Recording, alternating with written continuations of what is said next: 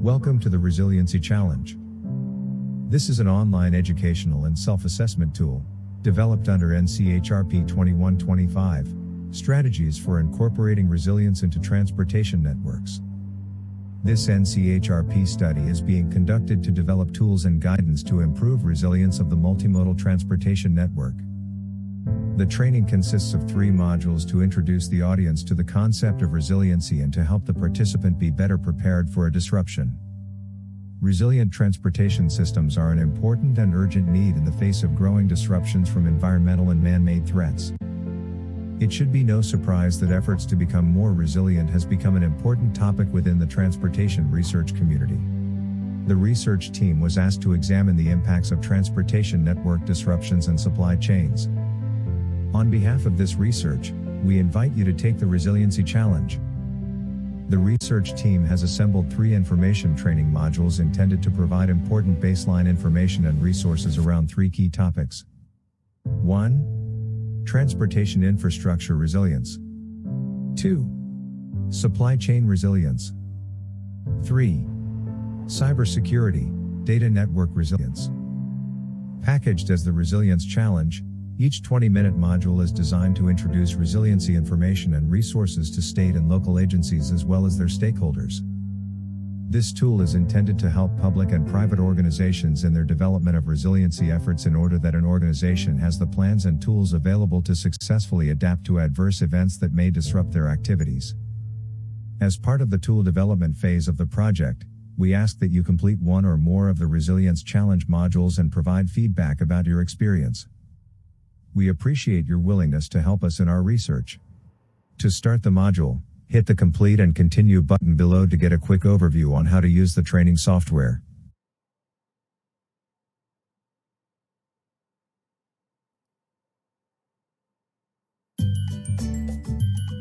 Before beginning the Resilience Challenge, a number of items should be pointed out to make your user experience a smooth one.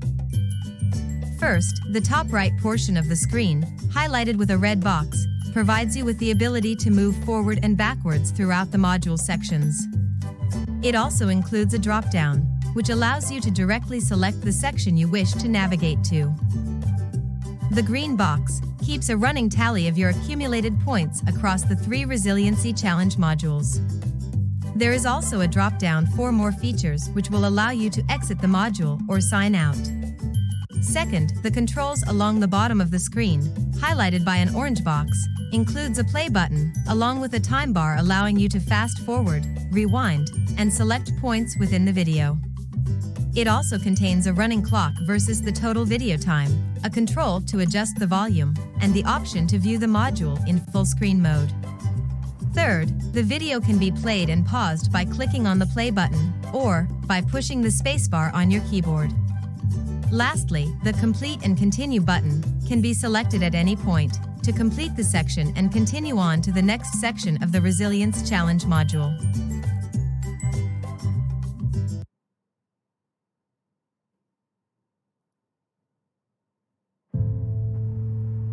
If you have already listened to the introduction of our NCHRP 2125 project in another module, please use the Complete and Continue button below the slide to jump to the Lesson Learning Outcome slide. Otherwise, please stay on this slide to hear the introduction to the Resiliency Challenge. At the end of the introduction, hit the Complete and Continue button to go to the next slide and learn about our research project. The Resiliency Challenge is an online educational and self-assessment tool. It is designed to help individuals and organizations become more familiar with transportation resiliency. The concepts, resources, tools and practices, whether you work for a public agency, a private business, or whether you are an interested citizen. This module will discuss concepts and tools related to multimodal transportation infrastructure. It is one of 3 Resilience Challenge modules designed to support more resilient multimodal freight transportation networks. While the emphasis of these training and assessment modules is on freight and supply chain infrastructure, many of the concepts, tools and resources discussed apply equally to multimodal passenger transportation. We also invite you to take the challenge modules for resilient supply chains and resilient data networks.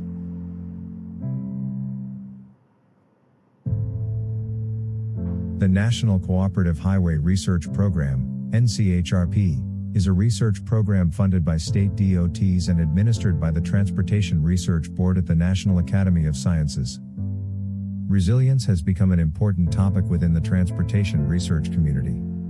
There are approximately 20 projects addressing some aspect of resilience under the NCHRP umbrella, either completed or underway. For more information about other NCHRP resilience research, visit the NCHRP homepage at www.trb.org. The Resiliency Challenge is designed to introduce resiliency to state and local agencies as well as their stakeholders. This tool is intended to help public and private organizations in their development of resiliency efforts, in order that an organization has the plans and tools available to successfully adapt to adverse events that may disrupt their activities. In 2012, a special committee formed by the National Research Council published a seminal report, Disaster Resilience: A National Imperative. That report noted that disaster resilience is everyone's business, and is a shared responsibility among citizens, the private sector, and government. The definition of resilience from that report, the ability to prepare, plan for, absorb, recover from and successfully adapt to adverse events, is applied to this current NCHRP effort. The recovery continuum shown on this slide is an adaptation of the Federal Emergency Management Agency's National Disaster Recovery Framework. The framework starts with preparation for an anticipated disaster event, followed by response activities immediately post-event. Short-term recovery activities can take months to accomplish. Long-term recovery can take years to return a community or business to a pre-disaster state. The continuum is considered circular in nature, as preparation for the next event is informed by post-disaster activities, as displayed in the graphic. You can learn more about the National Disaster Recovery Framework at www.fema.com.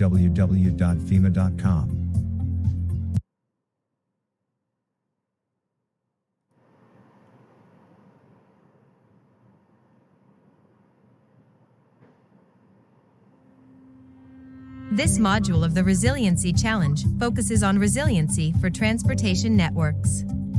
It should take between 20 to 25 minutes to complete this module. We will start with a pre-module evaluation of your current knowledge and use of resiliency in your role within your agency. Next, we will define resiliency for transportation networks, followed by a discussion on roles and responsibilities of public agencies in transportation network resiliency. We will provide a set of steps you can use to evaluate your vulnerabilities in your current resiliency process. A case study on the Skagit River Bridge failure in Washington State will be presented as an example of challenges in resiliency. This will be followed by a discussion of a few available tools you can use in your evaluation. These tools can be used to help your community pinpoint the most vulnerable and resilience-sensitive assets in your area. Then, these priority assets can be compared in different resilience improvement scenarios to select the actions required to increase the community's resiliency. The closing section will be a quick after-module quiz to assess what you have retained from the presentation. After the conclusion of the module, you will be asked if you are willing to participate in a survey on this Resiliency Challenge tool, and participate in an interview or focus group, which will enable the research team to learn about what you liked, what needs to be improved, and ideas on next steps. Let's get started.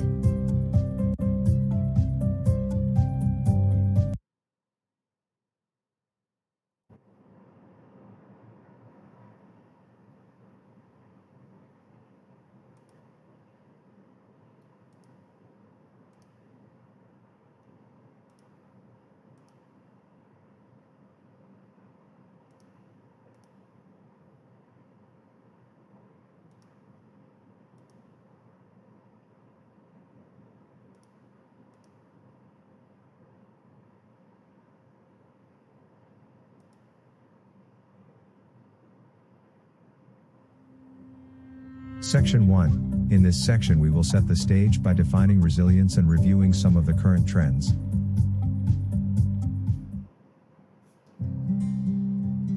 Starting in 1980s through 2000s, The focus was on the decades-long trend of seeking efficiencies and focus on precision. Reducing cost, minimizing inventory within a global network of limited low-cost suppliers, factories, and logistics providers to meet optimal service levels was a priority in the US.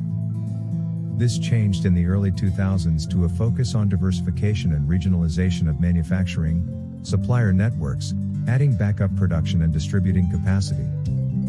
Reoptimizing inventory levels with the goal of improving flexibility, risk monitoring, and increasing capacity to respond to worldwide economic shocks. Recent focus has introduced the concept of transportation resiliency.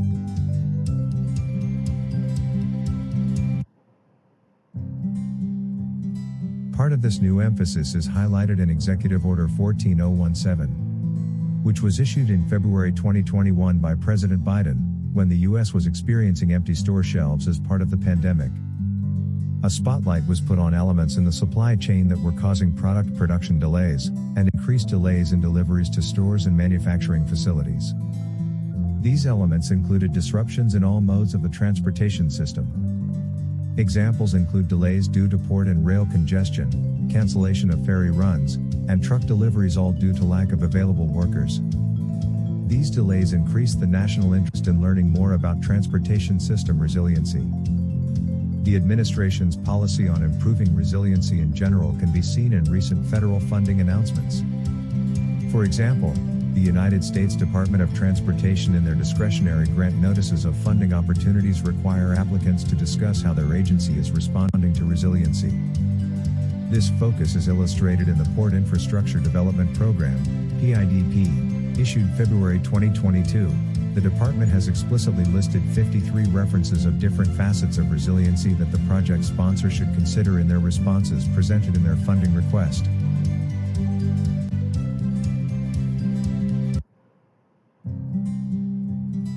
Current trends that are impacting transportation network resiliency include the historical decline in the U.S. in investing in transportation infrastructure.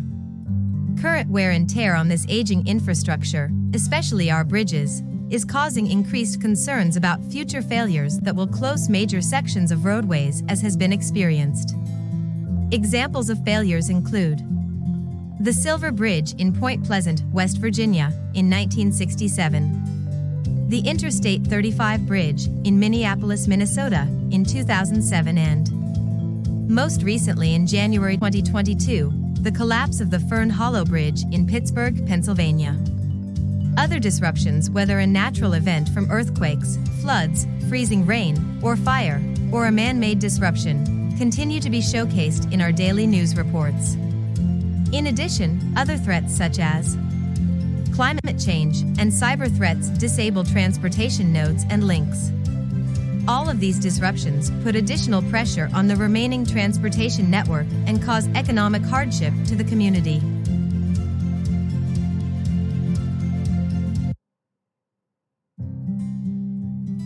We are also experiencing technology advancements that enable us to utilize our transportation systems in new ways. These technologies include electric vehicles, connected vehicles, and other advanced technologies such as self-driving autonomous vehicles. An increase in population and e-commerce trends are putting more stress on our transportation networks.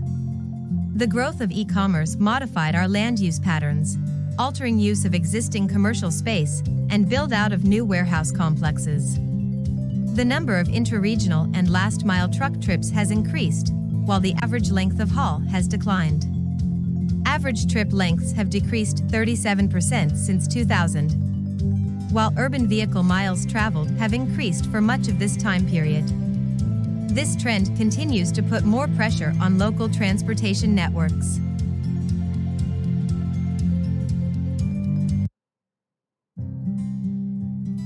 During the pandemic, we have seen shifts in personal spending from services to spending on manufactured goods. Most of this was caused by shutdowns of production via stay-at-home orders. Now, the trend is back towards services and travel spending. Additional pressures came from blank ship sailings to new highs in rates for container shipment transportation costs. On top of all these pressures, The aging workforce continues to be in the forefront in the availability of truck drivers. There has been a truck driver shortage for about a decade, and it's only getting worse. According to the American Trucking Association, the current shortage is around 80,000, with the projection that the U.S. industry needs on average 100,000 new drivers each year over the next decade. In addition, we are seeing the consolidations in many modes, including in Class 1 rail networks and ocean shipping lines. Increasing vessel sizes are putting more demand on seaport resources and surrounding road and rail networks. Port congestion is one of the most significant supply chains challenges U.S. shippers face today.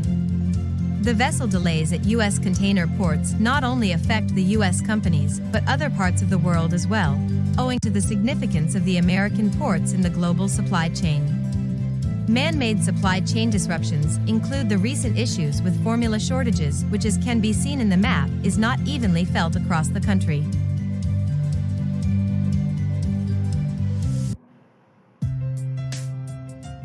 Best practices indicate that to enable fast response and recovery, entities should have a resiliency plan that has been developed specifically for their organization.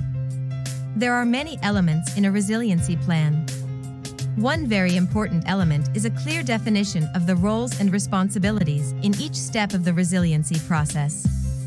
In addition to specific roles and responsibilities for each staff member or job classification, it is important to determine for the organization as a whole. What can be controlled? What can be influenced, and what is out of the sphere of the organization? Once the organizational level of influence and control is determined, then the individual should investigate their level of control versus influence and what is outside of their responsibility and can neither be controlled nor influenced and just needs to be monitored for future decisions or actions that will influence the organization's responsibilities. With these parameters identified, then a set of strategies can be developed to communicate the organization's role as to an event or asset. Consider how inclusive the process is and who is not being heard.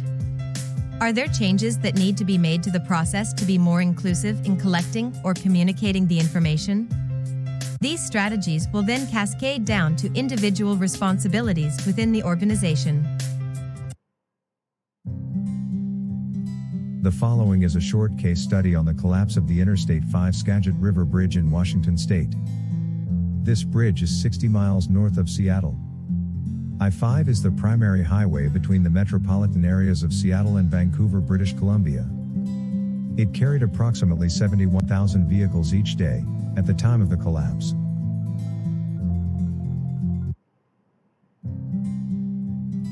The Skagit River Bridge collapsed on May 23, 2013 after the bridge's overhead support beams were hit by a southbound truck carrying an oversized load from Canada. This failure of the bridge caused drivers to detour between 2 to 6 miles around the closure. It was determined that multiple small events caused this accident, including another truck and car traveling in the same direction on the inner lane that prevented the oversized load's driver from positioning the wide load in the center of the two southbound lanes as the truck crossed the bridge. To an observation that possible distractions caused the driver to not notice the height of the bridge was lower on the sides of the bridge, as well as the fact that the pilot car never signaled the truck driver that there would be a problem crossing the bridge and did not warn the trucker to use an inside lane. This accident caused the bridge to be closed for 5 weeks while a temporary span was built and put in place.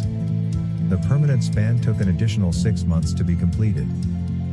The trucking company was sued by Washington DOT for over $15 million for the damages to the bridge.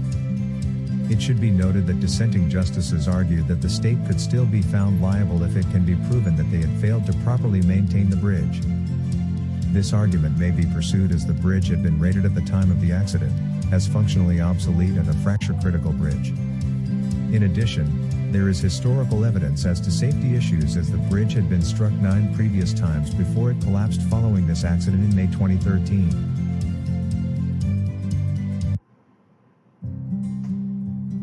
The Regional Resiliency Assessment Program, RRAP, is an assessment of specific critical infrastructure. In 2017, the U.S. Department of Homeland Security's Cybersecurity and Infrastructure Security Agency, CISA, sponsored the Washington State Transportation Systems This project in coordination with the Washington Emergency Management Division, Washington State Department of Transportation, and other regional stakeholders. The project is focused on assessing the impacts of a Cascadia subduction zone earthquake on state transportation systems.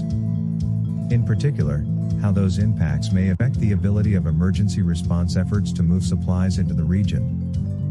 The intended outcome of this analysis is the prioritization of transportation routes and modes for additional planning, investment, hardening, or other activities to enhance their resilience.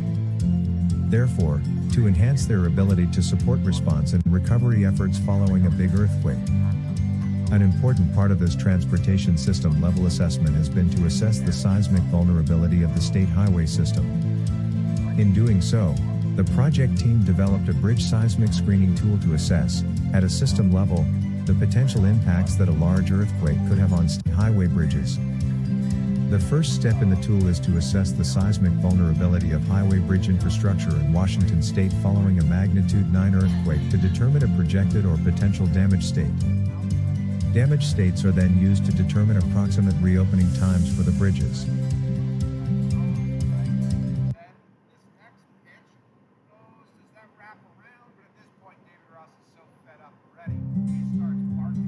Steps to resilience. We will now outline the 5 recommended steps. Step 1. Explore the hazards. In this step, the organization identifies what are the most likely hazards to affect the transportation network in your community or region. Step 2. Assess vulnerabilities and risk.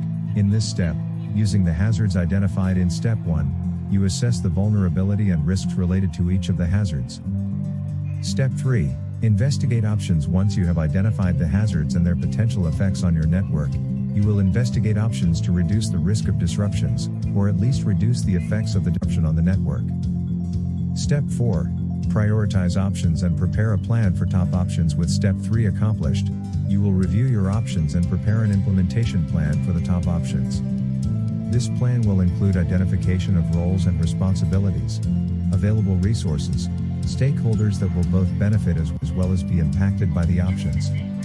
Both these groups of stakeholders should be invited to participate in providing input to this process. Step 5. Take action. Implement the plan identified in Step 4. The final step is to act on and refine the plans identified in Step 4 based upon the information gathered throughout the process.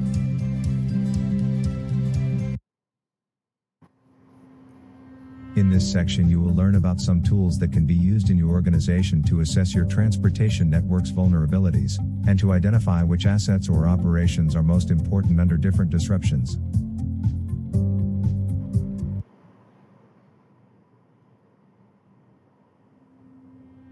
The first challenge that most organizations have is to describe the problem they are trying to solve. Agencies and private business often have difficulty obtaining a big picture perspective versus focusing upon the daily activities. The second challenge is, once the organization focuses on the big picture, is to prioritize their resources to the most important asset or operation that should be the priority. The research team has identified 4 potential tools out of the multitude of options that can be used to assess vulnerabilities within the transportation network in your community. These are: Vulnerability Assess Scoring Tool, VAST. This tool developed by US DOT. It is intended for agencies to use to assess how components of their transportation system may be vulnerable to climate stressors. Develop a sensitivity matrix which helps the agency compare the asset or operation to its relative vulnerabilities under each identified hazard. Remember that not all vulnerable assets will experience a high magnitude of consequence. FHWA's Guide to Assessing Criticality in Transportation Adaptation Planning discusses common challenges associated with assessing criticality, options for defining criticality, and identifying scope, and the process of applying criteria and ranking assets. Cascading Effects Modeling. This model will be detailed more in the next slide. More detail on these tools can be found in the playbook that the research team is developing as a reference guide for agencies and staff to use in their resiliency efforts.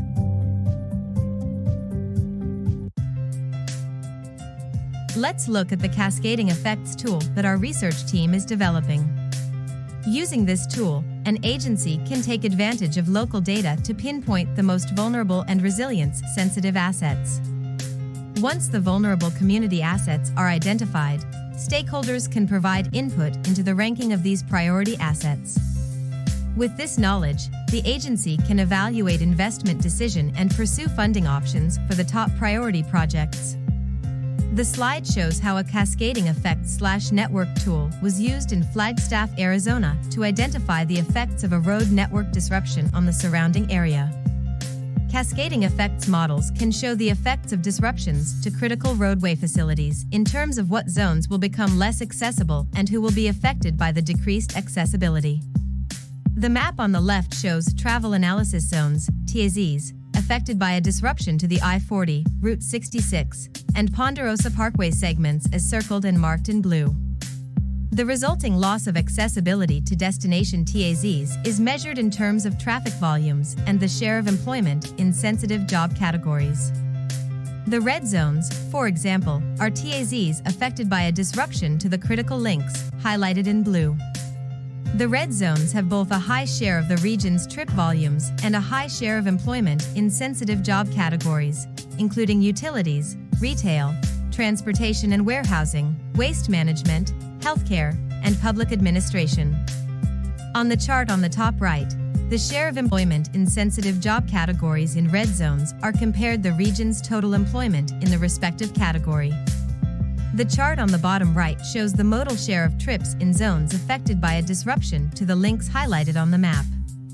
You can see that most trips in the affected zones, approximately 91%, are made by automobile, 7% by truck, and 2% by transit.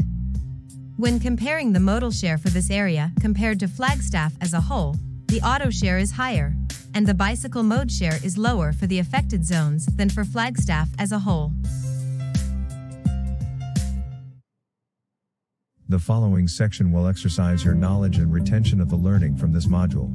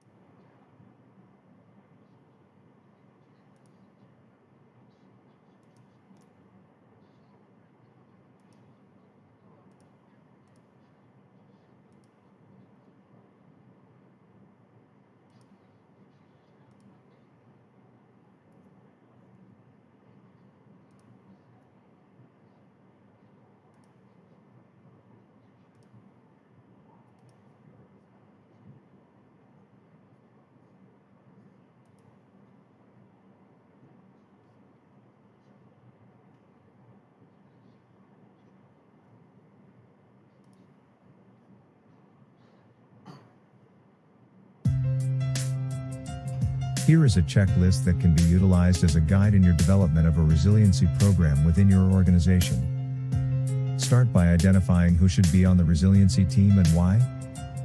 This group or a subset should review the types of disruptions that can affect your organization and assets. With this list of disruptions in hand, identify the potential or probability of the risk and identify the different vulnerabilities that need to be addressed. Crosswalk the identified risks and vulnerabilities against the organization's critical assets, including people, data, operations, inventories, materials and equipment needed in response and recovery. Make sure you evaluate each of your buildings and/or facilities for any specific vulnerability related to that structure. With this analysis in hand, prepare policies and supporting procedures that will help reduce the risk during an event and as much as possible protect the critical assets identified as part of this process. Don't forget to set up communication channels. Think about options if you lose power or the internet. What other means of communication do you have? Such as radios, satellite phones, marine radios, paper copies of contact lists and phone numbers? Can you use your vehicles as generators to charge phones, laptops, etc.? Document past experiences, good and bad, and develop a list of lessons learned that need to be part of the organization's resiliency culture. Develop a continuity plan. How are you going to return to operations, even if it is at a very initial level? Exercise the plan. Identify gaps during calm times, so that in an emergency you and your colleagues have a guide or playbook to refer to and use. Update the plans, policies, procedures and training activities based upon lessons learned, and any new research or best practices identified by the industry. Hopefully, this checklist will give you ideas and help you jumpstart your resiliency program. Thank you for participating in this resiliency challenge.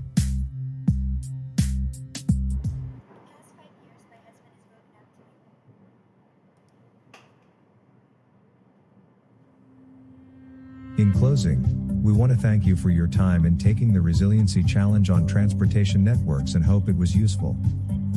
Please fill out the following contact information sheet to indicate whether you are willing to take a follow-up survey and/or participate in an interview. The interview may include a focus group session on this challenge. The survey and interviews will explore your thoughts on this tool's effectiveness in broadening and understanding in aspects of transportation system resilience. We also want to learn how you might utilize the challenge within your agency to further broaden awareness of transportation network resiliency challenges and solutions.